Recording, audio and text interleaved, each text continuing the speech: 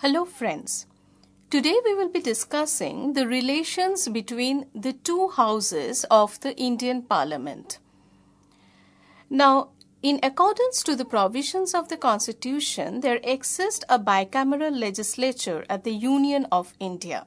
Bicameralism means that there are two houses or two chambers in the Parliament. In case of India, they are popularly known as the Lok Sabha and the Rajya Sabha. In order to analyze the relations between the two houses of the Parliament, it is first essential for us to have a brief understanding of the system of bicameralism. This is so since without it, it will not be possible for us to have a comprehensive and critical understanding of the relation. In fact, our understanding on the relations between the two houses of the Parliament will ultimately help us to formulate an overall assessment of the Union legislature. Now, why India has adopted a system of bicameralism? What are its advantages? What are even the negative aspects of the system? These are some of the questions which are needed to be answered at the very outset. The Indian Administrative Act of 1919 has introduced the system of bicameralism in our country. Later, the Indian Administrative Act of 1935 has retained the system. Even after independence, the Parliament, following the footsteps of the British era, has established a bicameral legislature in our country. During the days when the Constitution was being framed, the system, there was hardly any discussion with regard to the limitations of the system of bicameralism. This does not mean that there was unanimity amongst the scholars with regard to the system. In fact, there were many who were against the system and went to the extent of questioning the very existence of the second chamber in the Parliament. Explaining the advantages or explaining the strengths of the second chamber, one of the members of the drafting committee, namely Mr. Gopalaswamy Iyengar, has forwarded some of the arguments. Let us examine those arguments. First of all, there is a general view that in a single chamber, law which is being made may be an outcome of a temporary emotions or excitement. But if there are two houses in the Parliament, then a law is likely to be made with sufficient consideration and carefulness. This is so since a bill which is passed in a house is presented before the second house for a thorough re-evaluation. So this procedure enables to evolve a more accurate and error-free law. Secondly, it has been argued that the members of the Council of States are elected indirectly by the people by means of proportional representation. Now, most of the members of the Council of States happen to be eminent and distinguished personalities who are renowned in their own distinctive field of knowledge. Now, these persons are unassociated or hardly had any interest so far as active politics is concerned, or they hardly wants to get involved or contest elections. Not only that, their expertise, knowledge and their experience is found to be fruitful in the formulation of the law. Thirdly, the existence of the second chamber becomes inevitable in the sense if the country has a federal structure of government. Now, by federalism, it means that there are two sets of government, one operating at the state level and the other at the union level. Now, in a federation, the system of bicameralism is essential in the sense that it basically retains the interest of the states. It is argued by many that there has to be a harmony between a national interest and the regional interest, and this is possible only if a bicameral system exists in a country. In India, the national interest is being represented by the House of the People, while the interest of the states are manifested by the Council of States. Fourthly, there is a possibility that a unicameral legislature might turn out to be a dictator in the long run. But if there are two houses in the parliament, then none of the houses can turn out to be dictator in the sense that both counter-check each other. Not only that, in doing so, they actually enhances the liberty of an individual. Fifthly, it has been pointed out that the bicameral system is found to be more fruitful in the sense that it distributes responsibilities of the states between the two houses. Sixthly, it has been pointed out that the very method of proportional representation creates an opportunity to represent the minority communities of the country. In such a way, the minority communities are not only being represented in the country, but their interests are also well preserved within the parliament. Finally, the debates and discussions that are taking place in a second chamber is likely to be rich in content, since most of the members who participate in these debates are renowned in their own distinctive fields of knowledge. And not only that, their expertise knowledge helps us in the formulation of laws. And they have their expertise knowledge also has a great educational values, and therefore its importance therefore cannot be denied.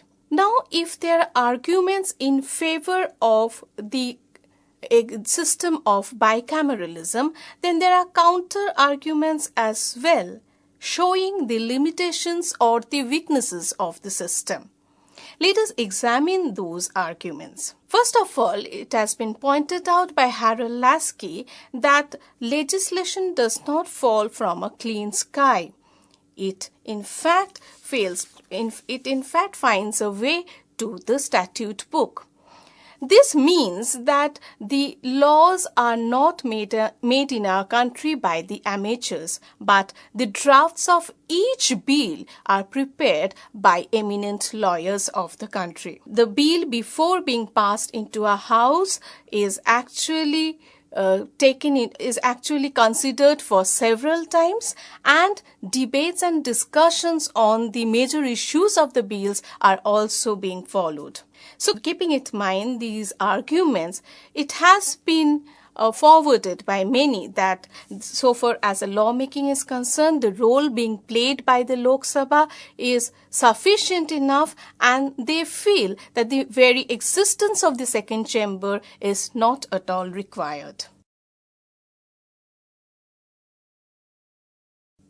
Secondly, it has been pointed out, the second limitation of the system of bicameralism is related with the composition of the House of the Council of States. There are scholars who believe that the very composition of the Council of States is undemocratic. The members of the Council of States are elected indirectly by the people by means of proportional representation. As against it, the members of the Lok Sabha are elected directly by the people. So, the interference of the Council of States, or in other words, the interference of an undemocratic organization or an institution like that of a Council of States on the decision of a democratic institution like that of the House of the People is not only acceptable but also undesirable. Thirdly, it has been pointed out by many that one of the arguments which put forwarded by the scholars in favor of the bicameral system is that the members of the Council of State are not really, the members of the Council of States are not directly involved with active politics, and they are basically eminent personalities from their distinctive fields of knowledge. This argument is also being challenged by the many scholars. They believed that even the eminent personalities have their own political preferences, Maybe they are not directly involved into active politics or directly not a member of a particular political party, but their inclination towards the political party exists to a great extent. Not only that, even the nominated members of the Council of States, who are actually being stated to be nominated by the President of India, are actually being done on the advice of the Prime Minister of India. Now, this shows that the members who are present in the Council of States are in reality being elected or nominated by the existing government of the country. Next, it has been argued that the Council of States gives a greater priority or takes into account the interest of the states. Now, there are scholars who believe that this is not entirely true, in the sense that there are certain other constitutional provisions which earmarked the domain of the Union and the states. In fact, there are constitutional provisions which has in a way demarcated the area of exercising of powers of the union and the state government by incorporating three lists, namely the union list, the state list, and the concurrent list. Not only that, it has been found that the argument that the Rajya Sabha preserves the right of the state has also been challenged, in the sense that the rights of that there is also a federal court of law, namely the Supreme Court of India, which along with other functions is also entrusted with the function of safeguarding the interest of the state. Fifthly, it has been pointed out that the very principle or the very method of proportional representation is a faulty one. This is so since the method of proportional representation works in proportion to the population of the country as well as that of the state. Now, this in a way has created a division amongst the states. The bigger or densely populated states seems to have a greater say so far as the federal structure of the country is concerned as compared to the smaller states. Some scholars even went to the extent of arguing that the bigger states may alter the federal structures of the country without even taking into account the interest of the smaller states. Sixthly, it has been pointed out that the constitution, that the system of bicameralism gives an opportunity to the minority communities to be represented in the parliament. But this is also not true, since they are hardly adequately represented in the parliament. Seventhly, it has been argued that the Lok Sabha, the very existence of the Council of States or the Rajya Sabha, prevents the Lok Sabha from taking a quick decision which is required at times of emergency. Now, finally, it has been argued, and perhaps this is one of the most important logic behind the limitations of the system of bicameralism, lies in the fact that the system incurs a huge expenditure.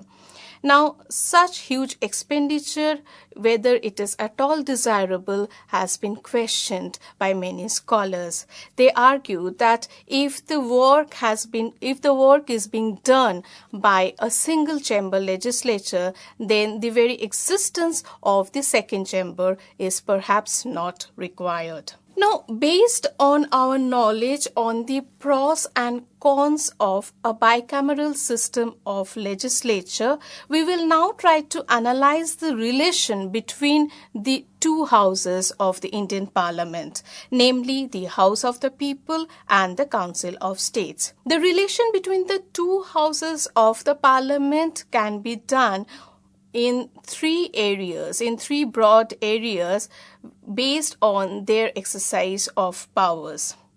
These three broad areas are: first of all, we will try to locate the areas in which the Lok Sabha shares equal authority with that of the Rajya Sabha. Secondly, Lok Sabha having a greater power than Rajya Sabha. And finally, we will try to analyze the constitutional provisions which grants a greater power to the Rajya Sabha as compared to that of the Lok Sabha. Now, let us examine the views, let us examine the areas in which Lok Sabha and Rajya Sabha shares equal authority with each other. First of all, they shares equal authority with regards to the election of the President and the Vice President of India, with regards on matters related to removal of the judges of the Supreme Court and the High Courts of India, on matters on the removal of the chairman and the other members of the Union Public Service Commission, on matters of removal of the Chief Election Commissioner, the Controller and Auditor General, and so on. Not only that, in case of ordinary bill, including the constitutional amendments, the Lok Sabha enjoys equal authority with that of the Rajya Sabha. In case of an ordinary bill, a bill is passed into the Lok Sabha. Once it is being passed in the Lok Sabha, is presented before the Rajya Sabha, which gives its recommendations. And in case of a situation or in case of a disagreement between the two houses, the President summons a joint sitting of both the houses, in which the deadlock situation is expected to be resolved and the bill is expected to be passed by a simple majority. Apart from this, it has also been found that the annual reports of the several autonomous agencies like Union Public Service Commission, Minority Commission, Election Commission, and so on is to be presented before both the houses of the Parliament. Not only that, in case of national emergency, the Lok Sabha shares equal authority with that of Rajya Sabha in setting up of a martial law court for assessing the offences committed by the civilians and indemnifying officers for their acts done in good faith. Now let us locate the areas in which we find that Lok Sabha seems to occupy an greater position, authoritative position as compared to Rajya Sabha. First of all, Lok Sabha has a dominant position so far as the executive is concerned. Lok Sabha exercises its exclusive control over the executive. The council of members headed by the prime ministers are collectively responsible to the Lok Sabha. It is the Lok Sabha which is responsible for the formation of the Council of Ministers, its existence, and it can even demand its resignation prior to the complete tenure of 5 years if a vote of no confidence motion is passed on the floor of the House. Now, what amounts to a vote of no confidence? If Lok Sabha rejects a governmental bill or a budget, or if it disapproves an official bill, then it amounts to the expression of vote of no confidence. What will happen if a vote of no confidence is passed in the Rajya Sabha? In fact, it hardly has any effect on the government of the country. There is no doubt that the members of the Rajya Sabha has every right to get informed so far as the governmental activities are concerned, but they have no right to pass a censure motion against the government of the day. Now, in case of a money bill, Rajya Sabha has no power at all. A money bill is originated in the Lok Sabha alone.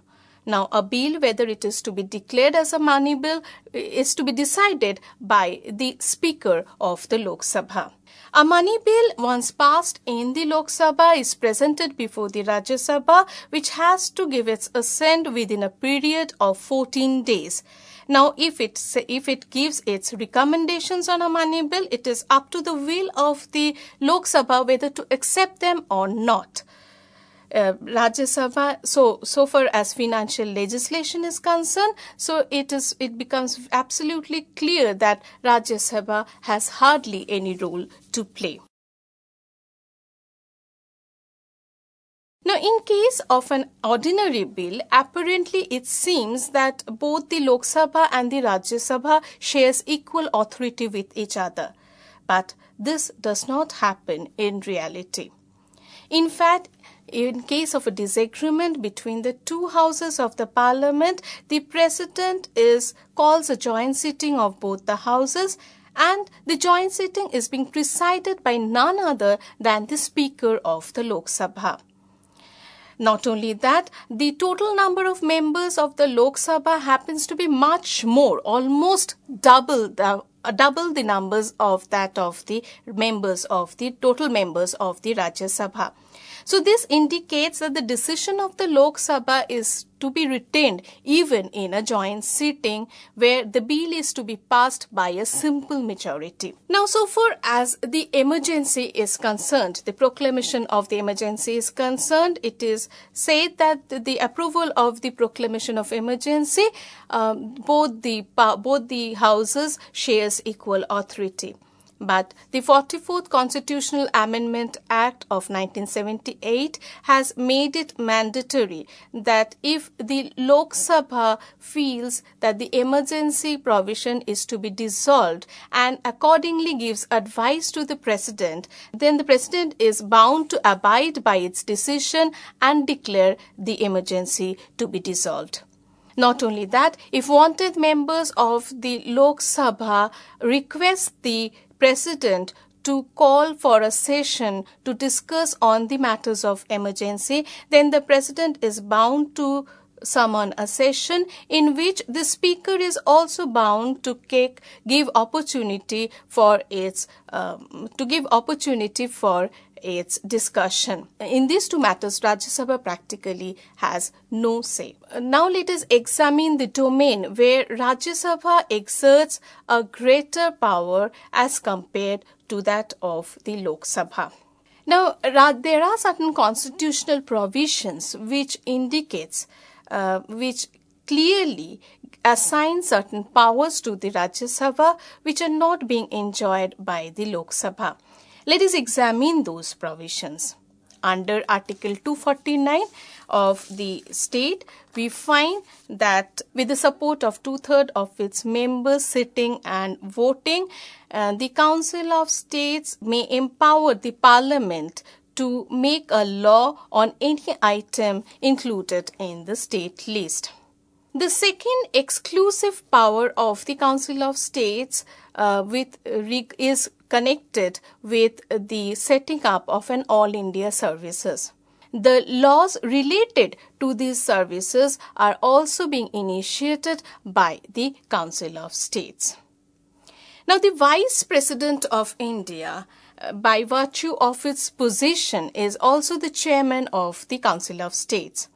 He or she presides the meetings of the Council of States.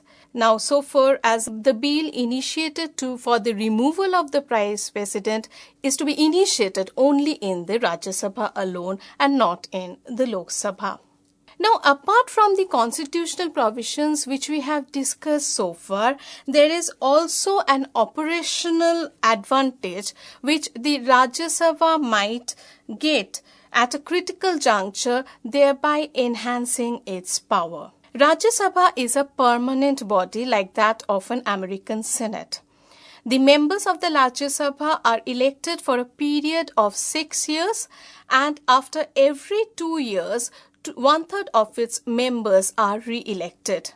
Now, this implies that it is a continuing body and is not subject to dissolution, just like the Lok Sabha. The Lok Sabha is always a fresh or a new house after every 5 years general election. What is worth mentioning here is the fact that certain unprecedented changes might take place in the governmental activities if the party having a majority in the Rajya Sabha occupies the opposition bench in the Lok Sabha. Now, to conclude, one may say that Rajya Sabha or the Council of States is not as powerful as that of the American Senate, nor it is at par with that of its Australian counterpart, but it is definitely more powerful than the Canadian Senate. The Council of States having co-equal powers with that of the House of the People on several matters, particularly with regard to constitutional amendment, is a significant one. It indicates that a constitution cannot be amended until and unless Rajya Sabha agrees to it. In fact, what is important or what is required for a smooth functioning of the government is that both the houses should participate and collaborate with each other on matters of legislation, without which practically nothing could possibly be done. In fact, the bicameral system of legislature is perhaps the only viable alternative which the framers of the Constitution had, so as to ensure a harmonious coexistence between the center and the state in the overall rubric of the Union of India. Thank you.